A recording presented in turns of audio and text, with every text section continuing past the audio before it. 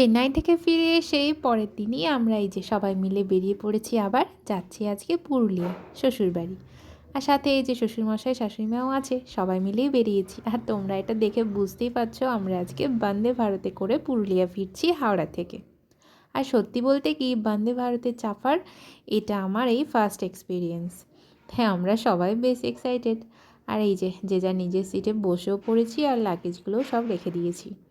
এদিকে আমার মেয়ে ওই যে বসেছে ওর ঠাম্মি আর দাদুর কাছে, আর এদিকে আমি আর আমার হাজব্যান্ড। আর কিছুক্ষণ পরেই ট্রেনও ছেড়ে দেবে, যদিও আর বেশিক্ষণ নেই। আর এই যে বলতে বলতে ট্রেনও ছেড়ে দিয়েছে, আর আমাদেরকে একটা করে নিউজ পেপার আর এক বোতল করে জল দিয়ে গেছে।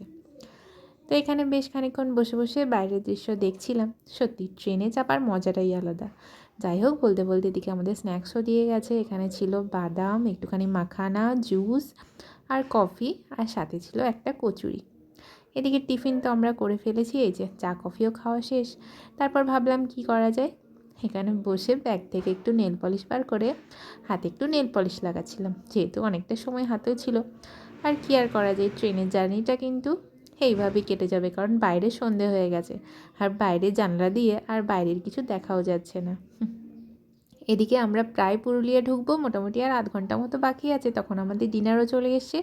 আর আমরা সবাই যেহেতু ননভেজ অর্ডার করেছিলাম, তাই ডিনারে ছিল রাইস, রুটি, ডাল, এদিকে ছিল চিকেন, আর হ্যাঁ শেষে টক দই আর আইসক্রিমও ছিল।